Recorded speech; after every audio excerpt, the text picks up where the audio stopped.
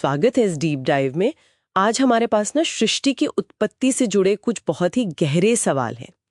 ये वो सवाल हैं जो हमें मिले स्रोतों से उभर कर आए हैं, जैसे कि परमात्मा ने ये दुनिया बनाई ही क्यों, आखिर क्या जरूरत थी, और अगर परमात्मा का कोई रूप नहीं है, मतलब निराकार है, तो फिर ये साकार दुनिया, ये सब कुछ जो हम देखते हैं, ये कैसे बन गया। तो हमारा मिशन है आज इन काफी जटिल लगने वाले विचारों को समझना कि भाई रचना का उद्देश्य क्या है, बनाने वाले की प्रकृति, उसका स्वभाव कैसा है, और इन स्रोतों के हिसाब से असलियत के मूल तत्व क्या है। ठीक है, चलिए शुरू करते हैं फिर। तो सबसे पहला और शायद सबसे बड़ा सवाल, ये सृष्टि क्यों। एक स्रोत तो ये भी कहता है या सवाल उठाता है कि अगर ये दुनिया होती ही नहीं तो शायद परमात्मा और जीव हम सब ज्यादा सुखी रहते, दुख तो ना होता कम से कम। हाँ, ये सोचने वाली बात है और स्रोत इसे अनदेखा नहीं करते, वो इसे एड्रेस करते हैं। पहली बात तो ये कि इस तरह की सोच को वो थोड़ा क्या कहते हैं, आलसी या पुरुषार्थ से बचने वालों की सोच बताते हैं। अच्छा, मतलब जो मेहनत नहीं करना चाहते। हाँ, कुछ ऐसा। दूसरा, एक बहुत जरूरी तर्क ये दिया गया है कि सृष्टि में दुख है माना, पर सुख उससे कहीं ज्यादा है, कहीं ज्यादा। और सबसे अहम, ये जीवों को मोक्ष पाने का, मतलब इस जन्म मरण के चक्कर से हमेशा के लिए छूटने का मौका देती है। ओके। और ये मौका प्रलय की स्थिति में, जब सृष्टि है ही नहीं, तब तो मिल ही नहीं सकता, है ना। फिर तीसरी बात, सृष्टि एक मंच है परमात्मा के लिए भी और जीवों के लिए भी। किस तरह का मंच? परमात्मा के लिए अपने न्याय और दया जैसे गुणों को दिखाने का, जीवों के पिछले कर्मों का फल देने का, और जीवों के लिए उन फलों को भोगने का। और आखिरी में, ये परमात्मा की जो स्वाभाविक गुण हैं, ज्ञान, बल, क्रिया, न्याय, दया, उन्हें प्रकट करने का एक जरिया है। सोचिए, अगर ये सृष्टि ना हो तो इन गुणों का मतलब क्या प्रयोजन रह जाएगा।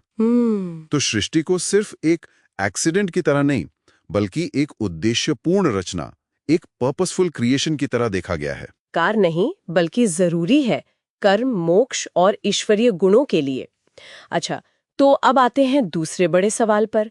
अगर ईश्वर का कोई आकार नहीं, वो निराकार है, तो फिर ये भौतिक दुनिया, ये साकार जगत, ये कैसे बना?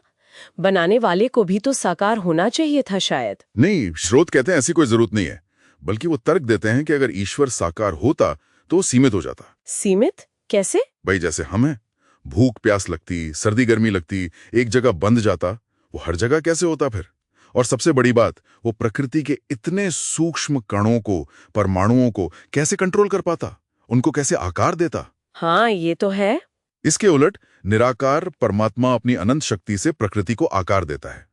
प्रकृति खुद परमात्मा जितनी सूक्ष्म नहीं है, पर परमात्मा उसमें व्याप्त है, हर जगह मौजूद है और उसे अपनी शक्ति से ढालता है।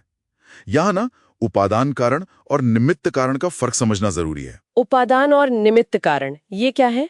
हाँ, जैसे मान लीजिए घड़ा, मिट्टी जो है वो उपादान कारण है, यानी वो चीज जिससे घड़ा बना। ओके, और कुम्हार जो घड़ा बना रहा है, वो निमित्त कारण है, बनाने वाला। समझ गई। तो स्रोत कहते हैं परमात्मा निमित्त कारण है, वो रचयिता है, और प्रकृति यानी सृष्टि का जो मूल पदार्थ है वो उपादान कारण है। और यहाँ एक और बात बहुत महत्वपूर्ण है, प्रकृति को अनादि माना गया है, मतलब वो हमेशा से है। अनादि? हाँ, मतलब उसे किसी ने बनाया नहीं। बिल्कुल, वो हमेशा से अस्तित्व में है और वो स्वभाव से साकार है, मतलब भौतिक है, उसका रूप है। तो चूंकि मूल पदार्थ यानी प्रकृति खुद साकार और अनादि है, तो उससे बनी दुनिया भी साकार ही होगी ना। हाँ, लॉजिकल लगता है। ये तर्क कि निराकार ईश्वर की बनाई चीज भी निराकार होनी चाहिए, इसे स्रोत थोड़ा बचकाना मानते हैं। तो बड़ी तस्वीर ये है कि तीन चीजें अनादि हैं, हमेशा से हैं, परमात्मा, जीव यानी आत्माएं और प्रकृति।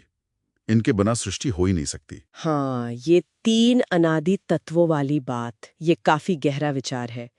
बनाने वाला, बनने वाला पदार्थ और जिनके लिए बन रहा है, सब हमेशा से हैं। स्रोत में वो बीज और पेड़ का उदाहरण भी शायद इसी को समझाता है। हाँ, सही पकड़ा। प्रकृति उस बीज की तरह है जिसमें अनंत संभावनाएं हैं, और परमात्मा अपने ज्ञान और शक्ति से उस बीज से ये संसार रूपी पेड़ उगाते हैं। तो निमित्त कारण परमात्मा निराकार होते हुए भी साकार उपादान कारण प्रकृति से साकार जगत बिल्कुल बना सकता है। तो आज की इस बातचीत का सार क्या निकला, अगर संक्षेप में कहें तो? इन स्रोतों के मुताबिक सृष्टि यूं ही नहीं बन गई। इसके कई उद्देश्य हैं। कर्मों का हिसाब किताब, मोक्ष का अवसर और ईश्वर के गुणों की अभिव्यक्ति। और एक निराकार ईश्वर भी ये साकार दुनिया बना सकता है। क्योंकि वो निमित्त कारण है, बनाने वाला, और वो इस्तेमाल करता है प्रकृति का, जो कि अनादि और साकार उपादान कारण है। बिल्कुल। और ये हमें एक बहुत ही गहरे सवाल पर सोचने को मजबूर करता है। अगर ये तीनों परमात्मा, जीव और प्रकृति अनादि हैं, मतलब हमेशा से साथ हैं, तो इनके बीच का जो ये रिश्ता है, ये कितना अटूट और कितना अनिवार्य है। ये सृष्टि और प्रलय का जो चक्र चलता रहता है, क्या ये बस एक प्रक्रिया है या इन तीनों के शाश्वत सह अस्तित्व का एक जरूरी नतीजा? इस पर सोचा जा सकता है।